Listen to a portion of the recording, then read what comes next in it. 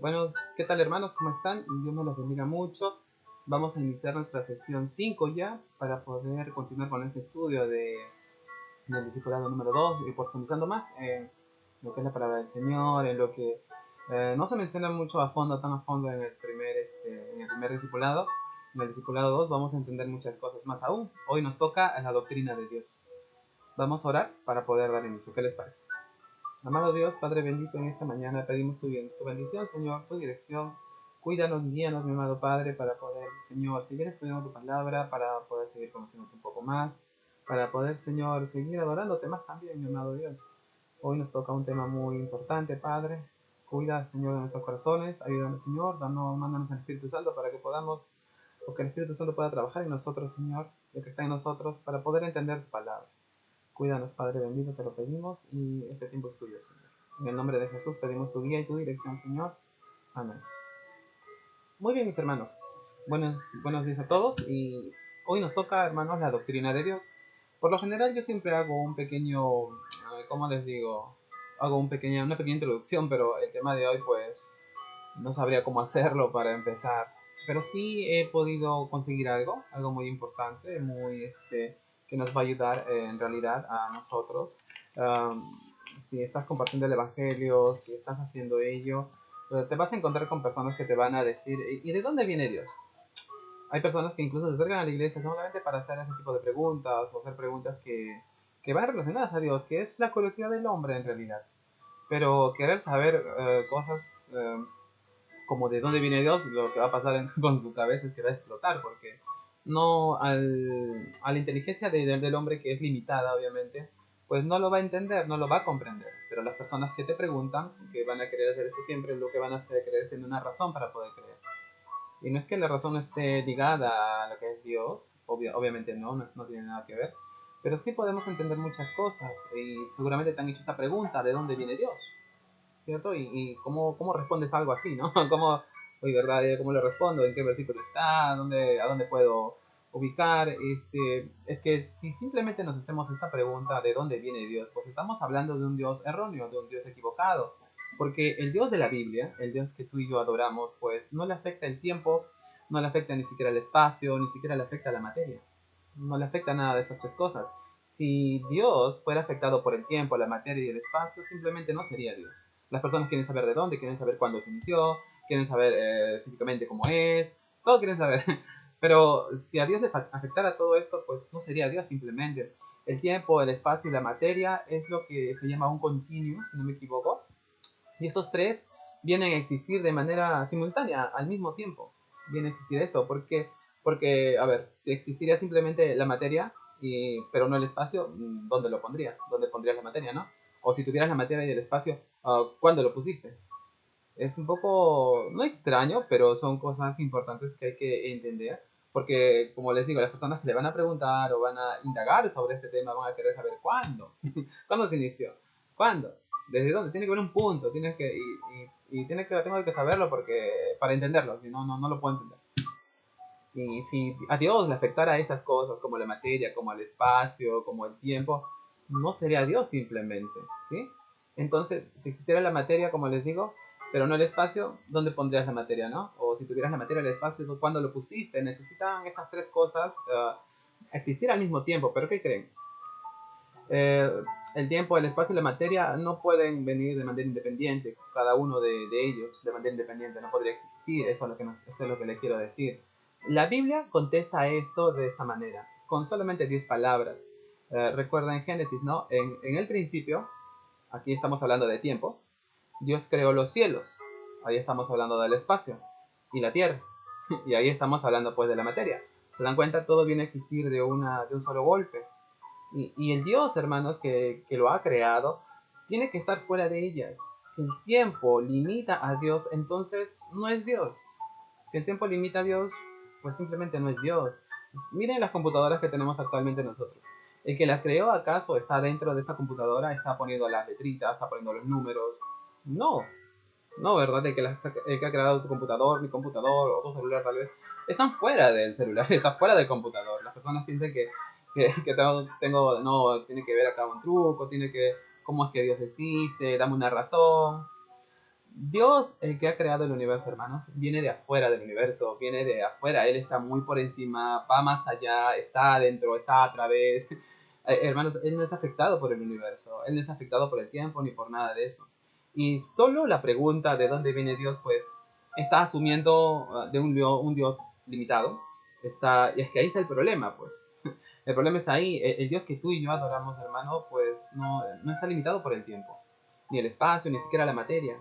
¿Cierto? Y la gente se va a romper la cabeza pensando, va a volverse loco, incluso pensando. No encontrará respuesta a menos que se quede de otra manera. Ah, Señor.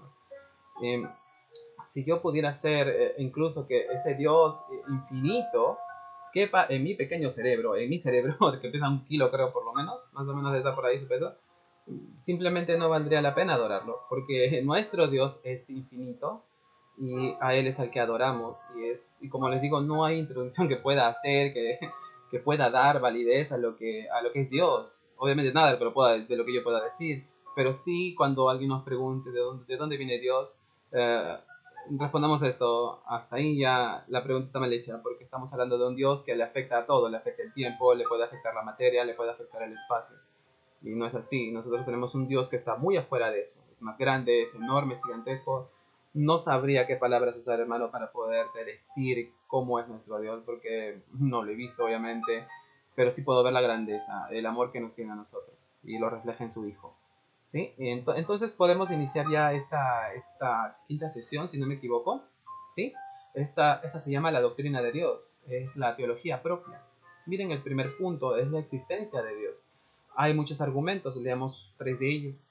El primer argumento es el argumento ontológico. El hombre tiene la idea de ser un ser absolutamente perfecto. La existencia es un atributo de la perfección. Por lo tanto, un ser perfecto debe existir y se presupone la existencia de un ser perfecto, ¿ya? Lo que prueba que en realidad es algo que tiene que existir, existe, por lo tanto, es un argumento inútil. No todo lo que mi mente puede imaginarse realmente existe. Ese es el argumento del hombre, ¿no? El pensar, el que así es así. El siguiente punto nos habla de un argumento cosmológico. Todo lo que existe tiene que tener una causa. El universo tiene que tener una causa infinita. El problema que presenta es que si todo lo que tiene que tener una causa, Dios también tiene que tener una causa. Eso es lo que le venía diciendo. ¿Cómo inicia Dios? ¿De dónde viene Dios? ¿Cuál es el inicio? ¿Cuándo? Dime el día. ¿No? Y si es así, pues Dios también tiene que tener una causa, y el resultado es la cadena causa y efecto, ¿no? Que no termina. Además, cada cosa que existe puede tener más de una causa, también el universo. El tercer argumento es el teológico. De cierto modo es una amplificación, dice, del argumento cosmológico, en razón de describir el mundo como un mundo armónico y ordenado. Eso requiere la existencia de un ser inteligente que creó al mundo y le dio al mundo un propósito para su existencia. El problema que se presenta es que no prueba ni la existencia de Dios, ni la de un creador, solamente la de un arquitecto que diseñó el mundo. Cuando las personas tú les preguntas acerca de la existencia de Dios, o tú simplemente le mencionas, ellos te preguntan, perdón, tú le mencionas, ¿y quién crees que creó todo esto? Tú incluso le podrías mostrar un cuaderno. Miren, acá tengo un cuaderno. Ya, esta es una Biblia. Una Biblia en sí no. Vamos a tomar un cuaderno, ¿ya? Este es el cuaderno de mi esposa. Tú le puedes mostrar este cuaderno. Simplemente dile, mira este cuaderno, está bien bonito, ¿no? Mira los colores, todo concuerda, tiene una forma exacta de un cuaderno donde yo abro, pues puedo escribir mis cosas, incluso tiene un espacio separado, creado, ¿verdad?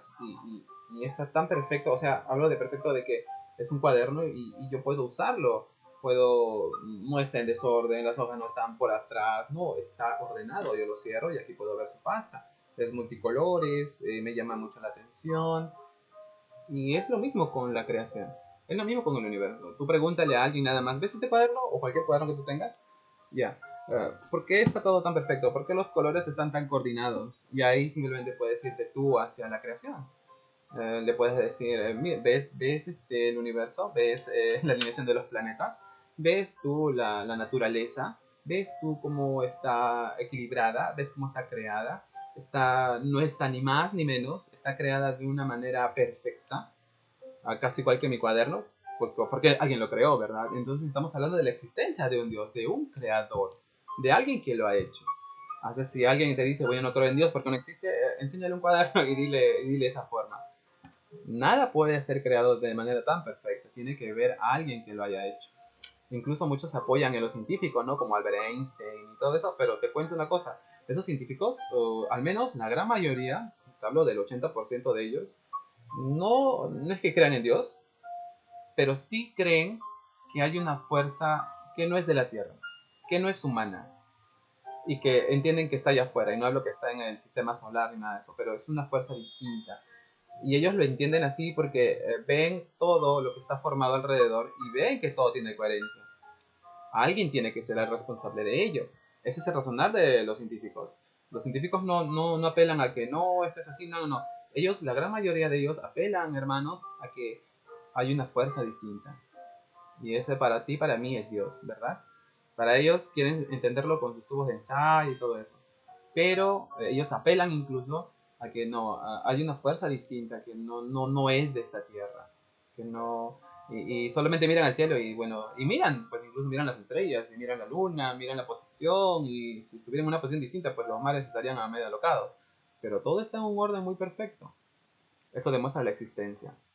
El argumento teológico nos dice aquí que, de cierto modo, es una amplificación del argumento cosmológico, ¿no? Así, a razón de científicas. En razón de describir un mundo, el mundo como un mundo armónico y ordenado. Eso requiere la existencia de un ser inteligente, como les venía contando, que creó al mundo y le dio al mundo un propósito para su existencia.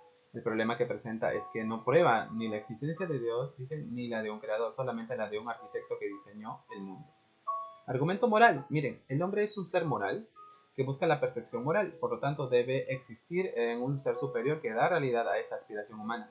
Además, muchas veces existe una disparidad, disparidad entre el mal comportamiento humano por un lado y su bienestar al otro. Por lo tanto, debe existir un gran árbitro, dice que un día ejercerá justicia. El problema que se presenta es que este argumento puede indicarnos la existencia de un ser santo y justo, pero esto no implica la existencia de Dios, que además es creador y caracterizado por perfecciones infinitas. Veamos el siguiente punto. Nos habla de la negación de la existencia de Dios, la negación absoluta de la existencia de Dios. Acá tenemos un grupo que, si de repente te has topado con alguno, créeme que te vas a topar con alguno. Dice que aquí los ateos viven como si Dios no existiera, aunque a lo mejor, dice, teóricamente creen en él.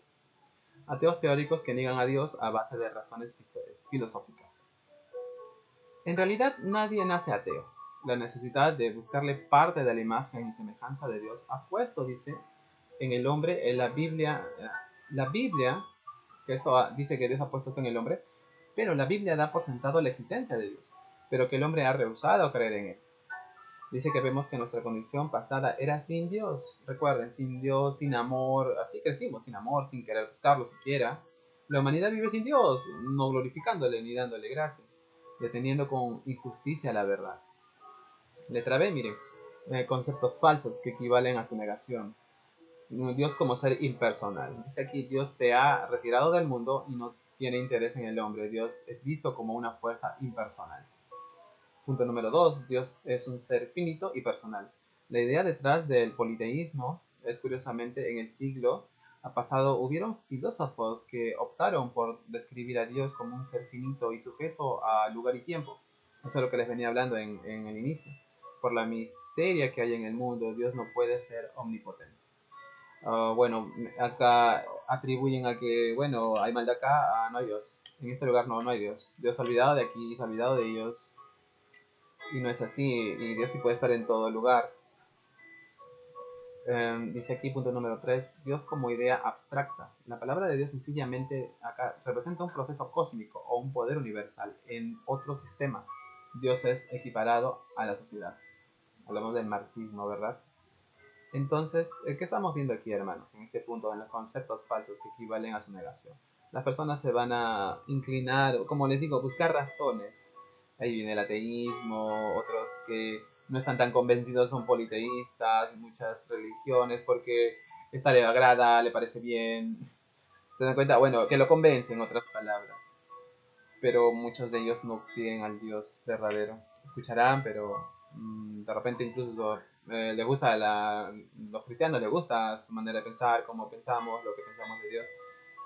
Pero también van a escuchar a un hinduista, también van a pegarse a él, van a escuchar de repente en Japón, no me acuerdo cómo se llama, no es Islam, ellos son, creo, tampoco son musulmanes, no me acuerdo muy bien la religión general de Asia, pero igual se van a pegar porque les agrada y es chévere. Pero no es así.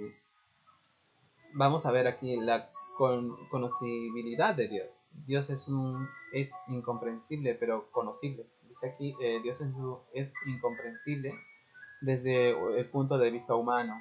Eso nos habla Job, Isaías, aunque al mismo tiempo la Biblia afirma que es posible conocer a Dios en alguna medida, ya que Dios ha decidido autorrevelarse al hombre en dos tipos de revelaciones. Hay dos revelaciones. El hombre va a pensar y piensa pues que no entiende, no comprende, por las mismas cosas que uno ve, ¿no? Que el hombre ve, como les digo, siempre van a querer entender y entender a Dios es muy distinto a menos que hayas nacido de nuevo. Por eso acá dice desde el punto de vista humano, no desde el punto de vista de un cristiano. Miren el primer punto. Nos ha revelado, dice, de dos maneras, ¿verdad? Miren la revelación general.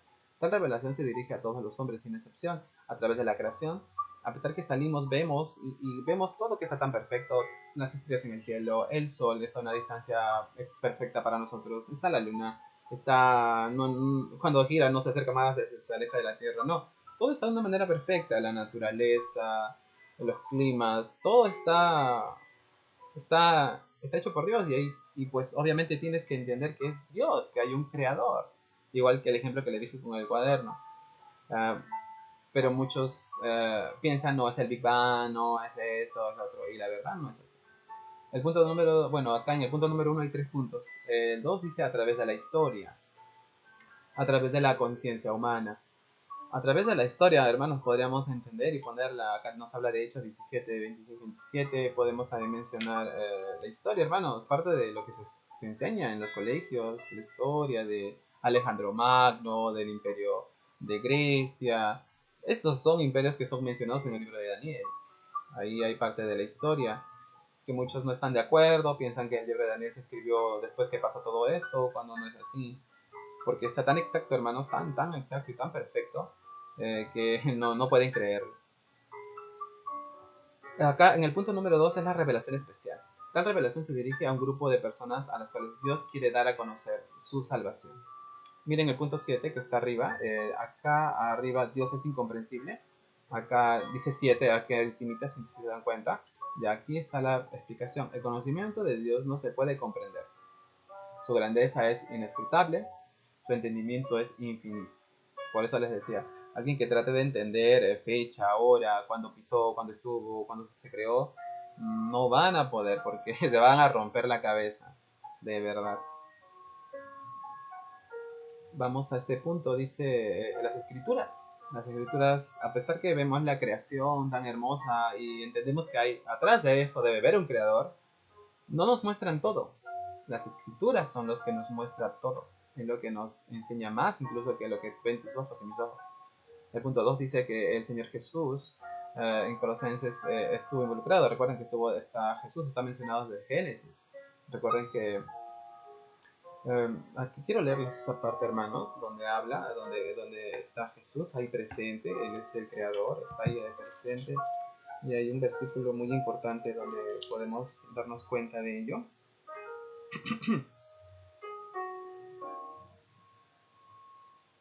A ver, por aquí debe estar. Se separó también de gracias canción, esa lumbrera, esa canción de los cielos, estas las grandes lumbreras, señorías, las aguas, los animales. Ah, ya. Acá en el capítulo 1, versículo 16 dice, dijo entonces Dios, hagamos. Acá está hablando de manera plural. Hagamos al hombre, hagamos. Recuerden que no había hombre aún. Hagamos, está hablando de plural. ¿Quiénes estuvieron ahí? ¿Quién crees? Jesús, los tres. Estamos hablando de la Trinidad de Dios. Estaba ahí Jesús. Miren el punto número 4, los atributos y perfecciones de Dios. Hay varias clasificaciones con respecto a los atributos.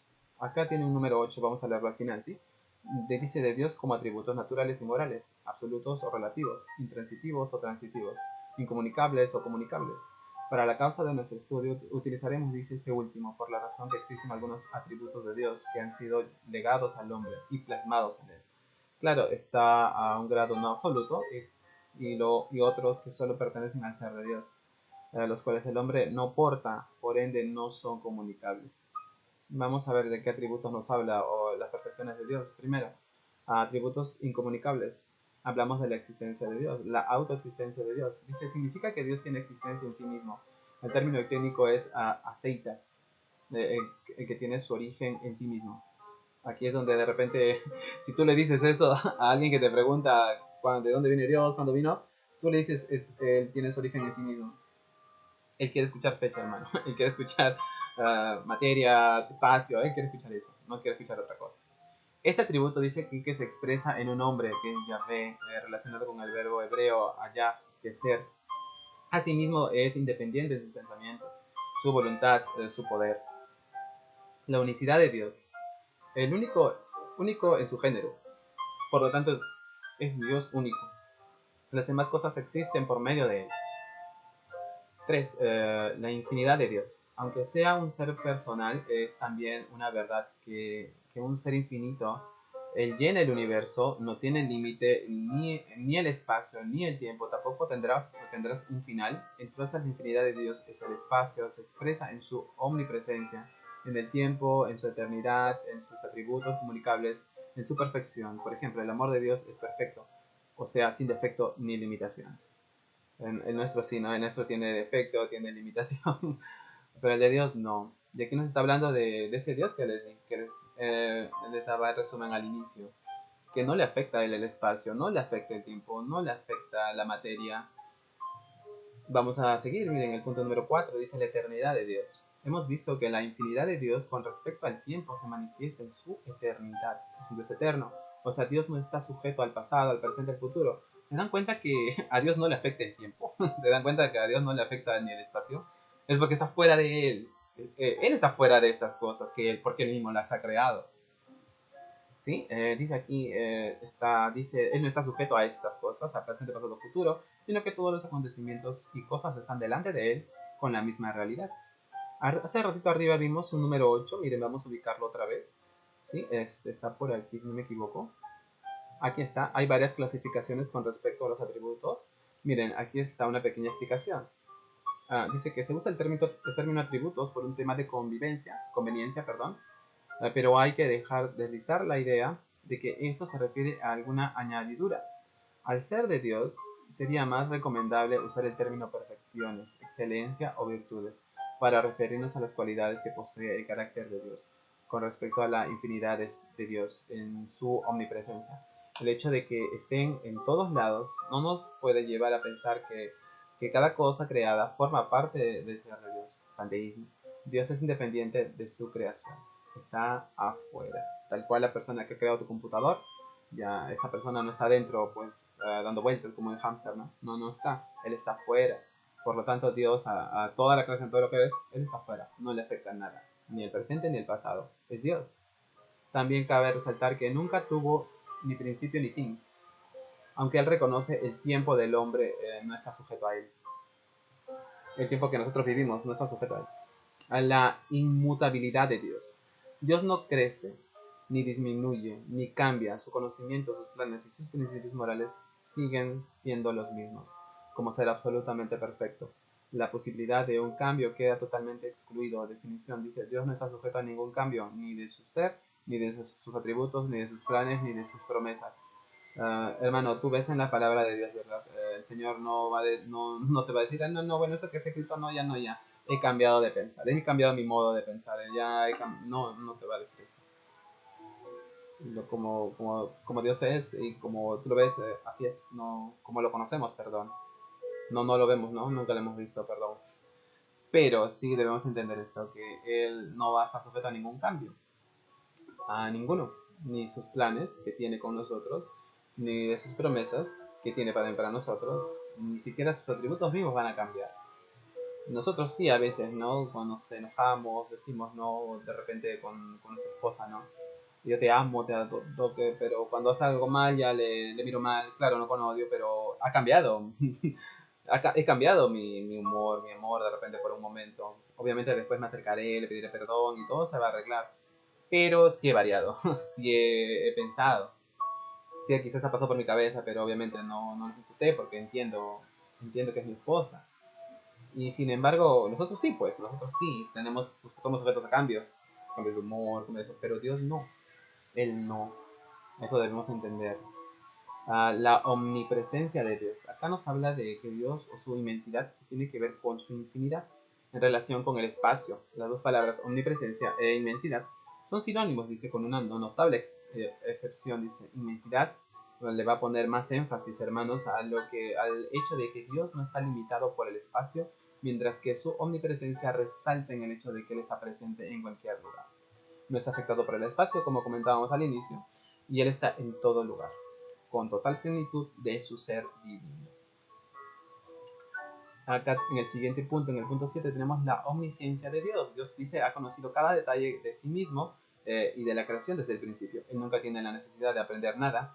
Esto incluye el número exacto de las personas que se salvan o se pierden. No hay ni uno más ni uno menos. Dios ya los tiene escogidos. Este conocimiento de Dios es perfecto en su cualidad y también en su extensión. Dios conoce todas las cosas y sabe exactamente cómo realmente están ocurriendo. Él conoce la esencia de todas las cosas. Él observa que el hombre, las cosas solamente por su apariencia. Dios sabe todo lo que es posible y lo que realmente ocurre. Hermano, esto nos quiere decir que Él conoce todo, Él conoce tu corazón, conoce mi corazón, sabe cómo me estoy acercando a Él, sabe si es por interés, sabe si es por conveniencia, sabe si es porque sentimos amor real por Él. Y lo ha demostrado, esta omnisciencia lo demostró Jesús cuando estaba hablando con los judíos, que la gran mayor parte de veces siempre le quería probar o siempre pensaban dentro de ellos, y el Señor los sorprendía diciendo lo que ellos habían pensado. Esto es parte del atributo de Dios, y Jesús también tenía esto. Recuerden que Jesús es Dios. Y eso es chocante, ya que nada nuevo le podemos mostrar. Nada nuevo. No pensemos de que por lo que de repente Dios está asombrando porque yo estoy acá. No, Él sabía que yo iba a estar. Es más, sabía lo que iba a hacer. Es más, sabía que ahora lo iba a presentar todo. Bueno, no se le puede ocultar nada. Así es Dios. Es Dios. La omnipotencia de Dios, el poder de Dios no está limitado de ningún modo. Dios potencialmente puede hacer todo lo que quiera y por lo tanto hace todo lo que se ha propuesto hacer. Sí, pues esto nos dice la palabra de Dios, ¿verdad? No hay nada imposible para Él y esto es algo que debemos entender. Cuando a veces las cosas no ocurren como queremos, pues pensamos que no, le ha faltado, de repente no está bien. Y vamos a continuar. Miren, acá hay un punto 10 que está en la parte de arriba, si no me equivoco. Miren, vamos a buscarlo. En cada oración que veamos, en cada párrafo que veamos, hermanos, un número. Acá miren la inmutabilidad de Dios. Acá en la parte de abajo nos va a llegar siempre un pequeño resumen de eso, ¿sí? Dice aquí, porque a veces parece que algunas escrituras que Dios cambia, al parecer como en Génesis, Éxodo 32 de Jonás. Estos casos hablamos de antropopatismo, dice que es una atribución de emociones humanas adscritas a Dios.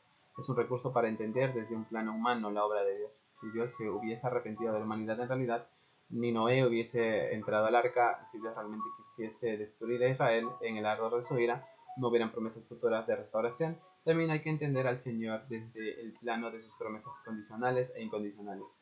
Ni Nínive se arrepentiría, salvaría a la nación. Dice aquí, si no lo hacía, lo hubiese destruido en el tiempo de Jonás. Recuerden que Jonás fue ahí, pero él se puso terco, no voy ahí, la ballena y toda la historia ya la conocemos. David dice pecó, pero sin embargo la promesa de un trono eterno se cumpliría. Vemos allí la promesa incondicional. No cambia, hermanos. Esto nos hace entender que Dios no cambia su pensamiento. Los planes que están en la Biblia no van a pasar al revés. Hoy, pero esto está escrito acá y ya pasa otra cosa. No va a cambiar nunca su pensar de Dios, porque Él ya sabe. Incluso Él puede ver, por ejemplo, ¿no? Yo hoy en la mañana, hoy día yo quería ir a comprar pan, pero había pan en casa. Lo que yo quise ir a comprar. Jesús puede ver esto. Dios puede ver esto. Dios puede ver si yo decidí comprar pan, que eso fue lo que hice. Él también puede ver si hubiera decidido comprar tostada. Él puede ver si yo hubiera decidido comprar bizcochos. Él puede decidir si hubiera decidido comer los panes que estaban ahí. Él puede ver todo eso que si yo hubiera hecho, él lo puede ver, yo no. Obviamente yo no, pero él sí lo puede ver. se dan cuenta de quién estamos hablando. Por eso no hice una introducción de Dios, porque no tengo palabras para ello. No hay incluso palabras, yo creo. Pero sí esa frase, ¿no? De dónde viene. Eso sí lo pude hacer al inicio. Dice aquí, pero Él no hace todo lo que puede, dice.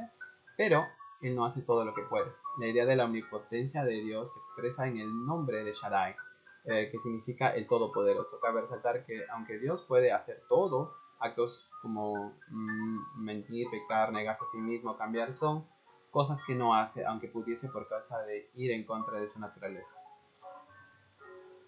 Sigamos avanzando. Los atributos comunicables, dice la santidad de Dios. La palabra griega para santo es kadash, que tiene la palabra kad, que significa cortar o separar. La misma idea está detrás de la palabra griega agiaso o agiaos. Incluso significa lingüístico que puede ya desprender de qué significa esta palabra. No es, dice en primer lugar, la virtud moral o cualidad religiosa. Su significado principal se refiere a una relación o posición del ser totalmente distinto. Dios es absolutamente perfecto y diferente en todos los sentidos. En el aspecto ético de su santidad, Dios no puede ni tener comunión con el pecador ni con el pecado. La justicia de Dios. El concepto bíblico, hermanos, de la justicia de Dios, pues tiene sus raíces en la palabra Sadik, cuyo significado básico es recto. Ser justo sencillamente significa hacer lo que es correcto. En cuanto al hombre, lo que es correcto se define por la ley de Dios, pero como podemos definir la justicia de Dios mismo, puesto que Él no está sometido a ninguna ley superior, la justicia de Dios se expresa en la rectitud y la coherencia de todas las acciones con sus atributos y su carácter. Dios no hace ni tolera ninguna cosa que vaya en contra de sus atributos. La ley, dice aquí, no es por lo tanto otra cosa que la expresión del carácter mismo de Dios. Hablamos de los 10 mandamientos. Por lo tanto, Dios no puede mentir, actuar parcialmente, engañar, etc. La justicia de Dios se manifiesta en el hecho de que Dios actúa con el hombre de una forma absolutamente imparcial y justa, obviamente. En el pleno sentido de la palabra, al mismo tiempo cada hombre recibirá o el castigo debido según las leyes o la recompensa correspondiente según sus promesas. Dios es justo. Muchos piensan que Dios pues me va a perdonar si de repente haberse acercado a Él o haber creído en Jesús y arrepentido de sus pecados. Todos piensan, hermanos, y ahora que en la actualidad pues todos vemos que están muriendo personas al día y de repente tú estás conociendo a alguien y tú sabes que tiene de repente está ahí velándolo y dices, no, bueno, el Señor es bueno, lo tiene ahí, pero si no ha creído en Él, pero vemos aquí, ahí se refleja la justicia de Dios. No porque pensemos que Dios es amor, o pensemos que Él nos va a dejar entrar, o las personas piensan y tienen la idea errónea que van a entrar al cielo todos, todo el que muere, porque pobrecito, no cómo negarle, no. Ustedes sabemos, nosotros sabemos, hermanos, que no, eso no es así. Acá el punto 11 que está más arriba, dice aquí, ¿cómo es posible que Dios justifique al pecador y sin embargo siga siendo un Dios justo?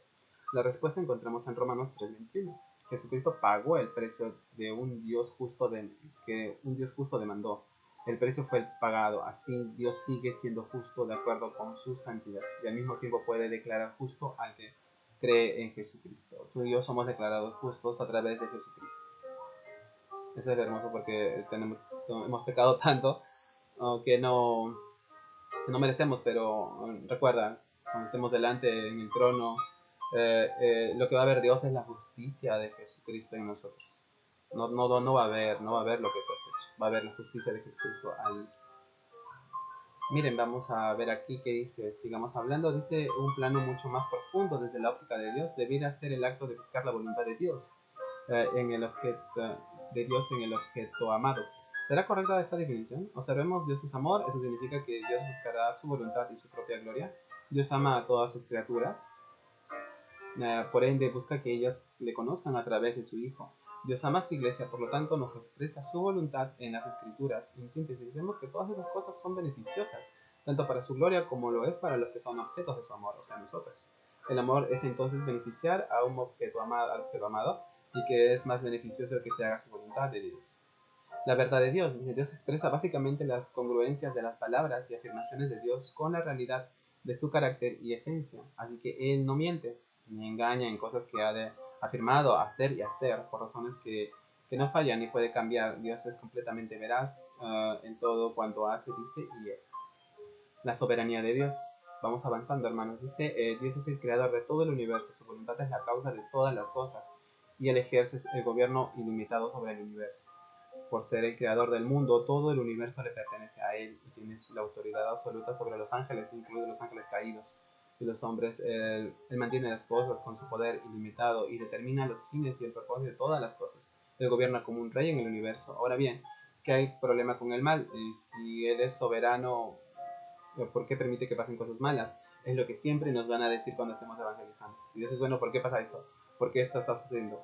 Esto se responde cuando observamos que la escritura evidencia y llamamos como la voluntad decreta de Dios y su voluntad permisiva. Hay cosas que Dios ha creado que son inalterables y otras cosas que suceden que Dios permite pero no aprueba, porque tanto como uno y el otro desembocan al servir a Él para sus fines santos, justos y gloriosos, en todo ello Él sigue siendo soberano. Dios lo ha decretado así, si en algún momento te preguntan. Dios lo ha decretado así y Él tiene ahí su voluntad y es inalterable, no se puede alterar.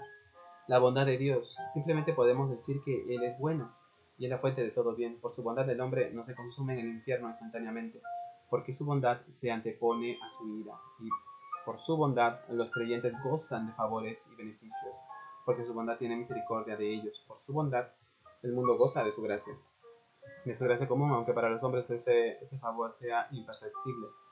Su bondad nos hace saber, dice aquí, que es amplio al favorecer cuando solamente podría ignorar. Por su bondad nos dio a su Hijo cuando solamente podría haber condenado. Entonces la bondad de Dios es su inclinación constante de hacer el bien, aunque a quienes no se lo merecen. Aquí vemos acá la bondad y el favor de Dios, ¿verdad? Que es hecha para todos. Es gracia, es la gracia de Dios, que no la merecemos, no la hemos ganado, no juntamos estrellas en la refri para que el Señor nos mire, ¿verdad? No, es solamente, es el amor de Él, es su bondad, es lo que Él es su esencia. Dice aquí la misericordia de Dios. Es la bondad o amor de Dios, dice, hacia los hombres que se encuentran en miseria y angustia espiritual, sin tomar en cuenta que se lo merezcan. En su misericordia Dios se revela, dice, como compasivo, que se apiada de los que hayan en miseria y que está visto siempre para socorrerlos a sus agonías. La paciencia de Dios es aquel aspecto, dice, de la bondad o amor de Dios, en virtud de lo cual Él soporta al obstinado, al malvado, a pesar de su persistente desobediencia. En el ejercicio de que este atributo Dios ve al pecador permaneciendo en su pecado, a pesar de las amonestaciones y advertencias dirigidas hacia Él. Se revela esta paciencia divina, dice aquí, en el aplazamiento del juicio merecido sobre el pecador. Siempre vamos a ver que Dios es bueno, que Dios tiene paciencia con nosotros. Acá no solamente está mencionando a las personas que no conocen a Dios y hacen el mal, no, habla a nosotros también como hijos de Dios, porque tú y yo también le fallamos, tú y yo también le ofendemos con nuestro comportamiento, pero Él sigue siendo presente con nosotros, ¿cierto? Dice aquí los nombres de Dios. Dios tiene varios nombres, se mencionan en las escrituras. Los nombres básicos son Yahweh. Ese nombre sale 6.823 veces en el Antiguo Testamento, comúnmente conocido como el tetragramatón. Las 4 letras, si se dan cuenta, no hay vocales. Fue el hombre con el que se presentó Moisés. Este hombre proviene del verbo hebreo que significa Yahweh. Enfatiza ser absoluto de Dios. Él es una fuente de todo ser, toda realidad y toda existencia tiene ser inherente en sí, a sí mismo. Todo lo demás deriva de su ser de Él. Denota, dice, la absoluta trascendencia de Dios que está más allá de toda su creación. Él es sin principio ni fin, porque Él siempre es. Elohim, 2576 veces en el Antiguo Testamento se menciona, y por regla general no habla de una pluralidad de dioses. La forma es una forma intensiva a Él, y por lo tanto expresa la plenitud del poder de Dios. Adonai, que es lo que más usamos nosotros, creo. Ese nombre de Dios es el sentido estricto de la palabra, sino un título de honor que muchas veces es usado en combinación con un nombre divino. En nombres compuestos, aquí vamos a ver una lista, hermanos, vamos a pasar rápidamente. Conocemos como el Elyon, que es el Altísimo, el Olam, que es Dios eterno, el Shaddai, es el Dios todopoderoso, Yahvé Jireh, Dios proveerá, el Yahvé Nisi, que es el Señor, es mi bandera, el Yahvé Shalom, que es el Señor de paz, Yahvé Sabaoth, que es el Señor de los ejércitos, que es Yahvé Matzalshen, que es el Señor santificador, el Yahvé Roí, que es el Señor mi pastor, Yahvé Sideknu, que es nuestra justicia, Yahvé Shaddam, que es el Señor que está ahí, Kadosh Israel, el Santo de Israel. Aquí estos no son varios dioses por si acaso, hermanos. Esos son, así se les llama, así esos nombres compuestos son los que vamos a encontrar en la Biblia también. Pero es el mismo Dios, no piensen que son muchos dioses, no, es el mismo Dios. Acá habla exactamente de sus atributos, miren acá dice Todopoderoso, que va a proveer, es mi bandera, es el de paz. Son palabras compuestas. La Trinidad, un breve concepto tomado de la Confesión Bautista de Fe del 89, de 1689, miren, para avanzar, porque ya estamos avanzando en tipo, este ser divino e infinito hay tres subsistencias, el Padre, el Verbo o Hijo y el Espíritu Santo.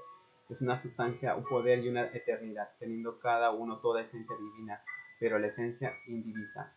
El Padre no es de nadie, ni por generación ni por posesión. El Hijo es engendrado eternamente del Padre y el Espíritu Santo procede del Padre y del Hijo. Todos ellos son infinitos, sin principio, y por tanto son un solo Dios que no ha de ser dividido en naturaleza y ser, sino distinguido por varias propiedades relativas, peculiares y relaciones personales. Dicha doctrina de la Trinidad es el fundamento de toda nuestra comunión con Dios y nuestra consoladora dependencia de Él.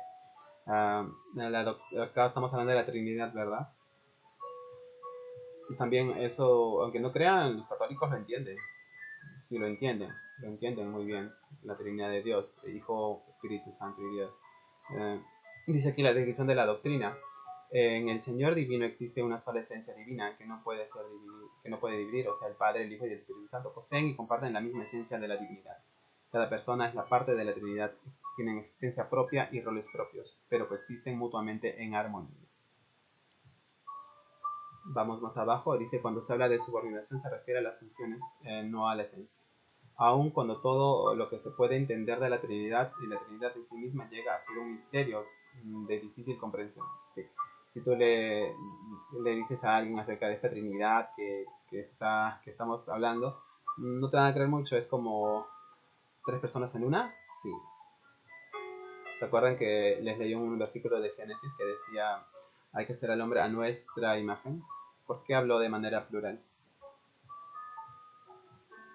Ahí hace entender, hermanos, que hablando de que Jesús estaba presente, Dios estaba ahí y el Espíritu Santo.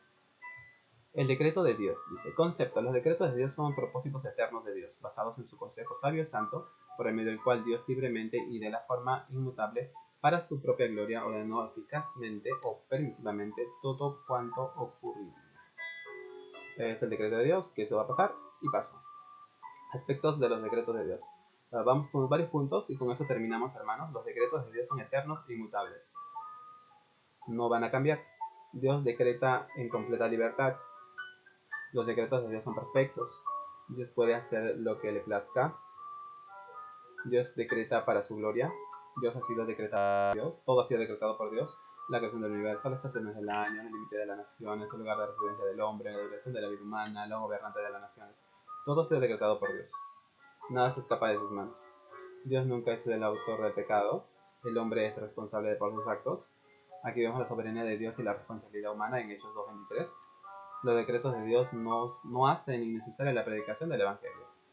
Nuestra mente, claro, de repente al pensar esto, entonces como Dios ya lo tiene todo listo, preparado y no va a cambiar, bueno, no hay que predicarlo, igual se van a salvar porque Dios lo ha decretado así. No, eso no es así. Los decretos de Dios no hacen innecesaria la predicación del Evangelio. Igual nosotros debemos predicar, tal cual. Nuestra mente no comprende en su totalidad la sabiduría de Dios. Es cierto, como les dije al inicio, muchos se van a romper la cabeza tratando de entender incluso solamente y se van a basar, hermanos, en no, ¿de dónde viene? Dime cuándo vino. Dime cómo es. ¿Lo has visto tú? Así te van a decir. Pero no va, ni nosotros mismos lo entendemos en totalidad, en realidad, porque lo leemos, creemos, pero es algo tan grande, hermanos, que no va a caber en nuestro cerebro, que es totalmente limitado a lo que es Dios, que es un Dios ilimitado, no tiene límite, es infinito, a él no le afecta ni el espacio, ni el tiempo, ni la materia. Pero, para sorpresa de nosotros, es el inicio, pues, en Génesis nos dice esto, ¿no? En el principio, ahí menciona el tiempo, Dios creó los cielos, ahí está el espacio y la tierra, y ahí está la materia. Dios crea estas tres primeras partes. Él está fuera de todo. Él está fuera de todo. Muy bien, hermanos, espero que esto sea de bendición. Estamos hablando de Dios, la verdad. todo lo que hemos leído. Incluso faltarían muchas más cosas para mencionar acerca de quién es Dios, de lo que hace Dios, de la perfección del amor de Dios. Pero ese es un pequeño resumen, hermanos, para poder entender. Espero que este video sea de mucha bendición para ustedes, que sea de alimento para nosotros también, para entender quién es Dios. Para poder, lo sabemos, pero con estos puntos, hermanos, como que ya se me hace más clara la idea. Yo sé, sí, pero esto se me hace más claro aún. Vamos a orar para poder terminar y despedir ese video. Amado Dios, gracias por este tiempo, Señor. Señor, nos acercamos a ti y vemos, Padre Santo, que tú estás fuera de todo. Que a ti no te afecta nada, tus planes son perfectos, lo que tú has decretado se hará. Aunque el mundo, Señor, diga que por qué pasa esto, por qué la maldad existe, si existe Dios, por qué existe la maldad. Ellos no entienden tus designios, Señor. Ellos no entienden tus propósitos. Tú toca el corazón, Señor. Tú sabes quiénes deben ser salvos. Lo acabamos de leer, Padre. Tú tienes todo en control. Y tú todo lo que has planeado, incluso los que son salvos, tú ya nos conoces, Señor. Nuestro trabajo, de repente, de nuestro Señor, es buscarnos. Y por eso no exime no predicar. Más bien debemos predicar, ir y hacer discípulos, dice tu palabra. Y porque nosotros no sabemos quiénes son, pero tú nos vas a llevar a cada uno, Señor. Tú entrelazarás cosas, pondrás, Señor, en camino para poder encontrar a quienes son, Señor. Te damos gracias por ese trabajo, Señor, que hacemos. Sé, por lo que acabo de leer, que no te sorprendemos para nada con lo que hacemos.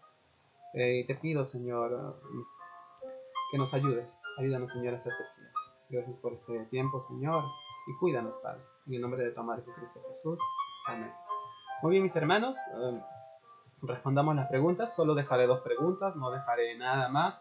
Y leamos y veamos el video de repente para seguir profundizando. Leamos este documento que ya también se los envió. Y respondamos Son 2 preguntas nada más que dejaré. Una será como un resumen de ustedes, uno pequeño nada más. Y el otro solamente será una pequeña pregunta. Y hermanos, Dios me los bendiga mucho y bendiciones. Gracias por todo.